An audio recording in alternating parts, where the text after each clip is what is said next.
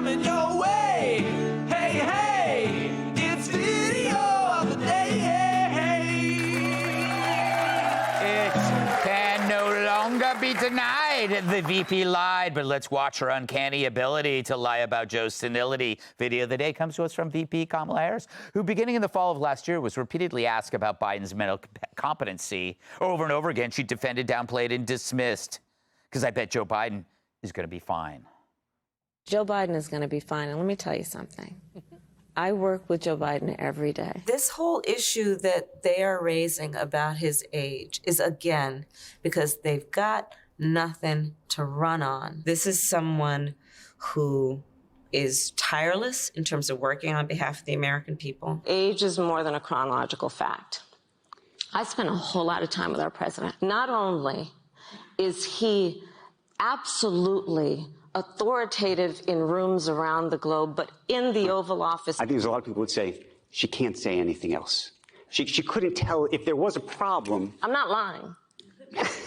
If there was, I'm telling you a fact. But if there ever is a problem, Yeah. do you think that you could go tell the American public? Of course, if necessary, but there's no need for that.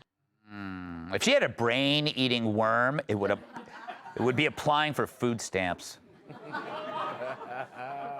Fact is, if she ends up being the nominee, which is looking like the case, this cover-up isn't going away, and she's right in the middle of it.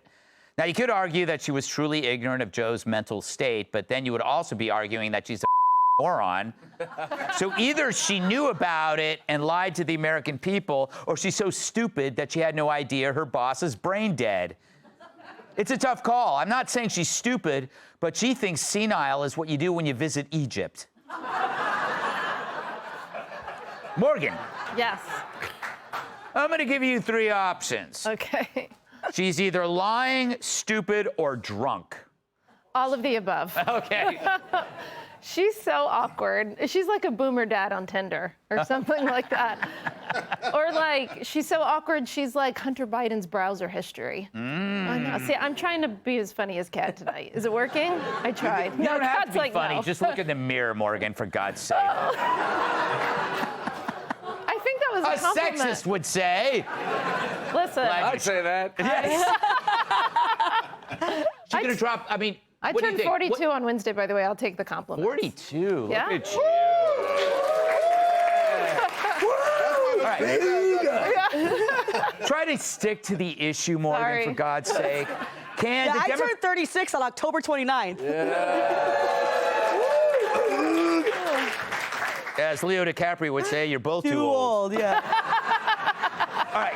I'm going to move on after asking one more question. Okay, sorry. Can the Democrat Party push her aside, being a female of color? She's the best choice for them. I feel like we should stop making fun of Biden. Yeah. Because all they get to do, if she's the nominee, everyone who opposes her is a racist and a sexist. Yes. And so they're just going to replay the Obama 2008 stuff in 2012, and anything that you say critical of her, you'll just be a racist. So all they're going to do is go after women and make them feel guilty and feel like we have to vote for her because we all share ovaries, supposedly, if you believe that's what makes a woman. Yes. I do. I don't condone sharing ovaries. Jeff, what do you think she's going to be on the top of the ticket, or is she going to be on the ticket? I think they'll take care of this problem before it gets to that. That's what I think. But I also think this has some real Anna Nicole Smith vibes to it.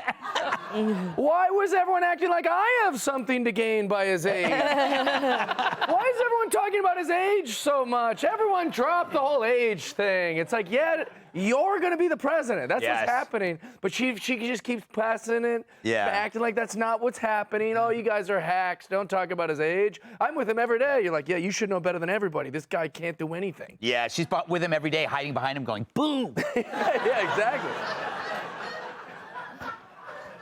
Kat, the thing is, if let's say she's in a debate or whatever, she's going to have the big issue then is the cover-up. They're going to be hitting her like, you just lied to the American people. But then she'll respond with a wild word salad that has nothing to do with a question that was asked, and people will just move on. Like, that's what's going to happen. Every time she's asked a question, she just says a bunch of stuff that has nothing to do with what she's asked. What are those circles? I like those circles. What are they? Venn diagrams. I love a Venn diagram. Those circles. You Buses. I always love those circles. Buses and Venn diagrams. That's like her favorite. I was this little girl on a school bus. But I also, this makes sense maybe why she like never does anything. Like maybe she actually noticed it really early on. You'd have to probably. Yeah. And she was like, you know what? I'd like to take this stepping stone while also distancing myself from this brand. Right. Maybe she's the smartest one of all. Yeah, she was like, I'm around, but like, you know, like, because how often are you really thinking about, like, not that much. We don't talk about that much because she doesn't go out and do that much. Yeah, she hasn't done anything at all. Maybe that was her strategy. Maybe it was. That was she was in charge of the border, and we see what happened there, right? Yeah. You know, I got to tell you, I think there might be something to the idea that she really was she knew the deal the whole time. But you have to look at this. She was the first person to lose in the Democratic primary, the very first person kicked out. Ironically, a week before that, I was in a plane with her, coming from D.C., and we were walking, talking. She was chatting. You know, she felt like, I know this guy, Yeah. Not exactly from where I was, but yeah. And so we're having a good time. We're talking. I really felt sorry for her because she wanted someone to notice her so bad. She was finally like at the top of the ramp. Some girl stopped. Hey, Kamala, I love you, but I can't vote for you. I'm Canadian. I felt so bad for her. Like, golly, one person knew her. So then before she left, I said, listen, can you come on my show? She said, yeah. She had her assistant come over to take the information. What show is it again? I said, Making Money with Charles Payne on Fox Business. She was like, yeah. what the So she was so upset. But the point is, I think she knew this all the time. I really do. Whatever people say about her, she's the vice president on the cusp of becoming the Democratic presidential nominee and the most unpopular vice president in history, the first person who lost in a Democratic nomination, and somehow she weaved her way to the very top. Yes. There was also a gap edited out of that video where she goes, I'm not lying. And then there was like a long pause and then just some lies. Yes. It was very weird. She's going to be great for us. He said selfishly. Hey, Sean Hannity here. Hey, click here to subscribe to Fox News YouTube page and catch our hottest interviews and most compelling analysis. You will not get it anywhere else.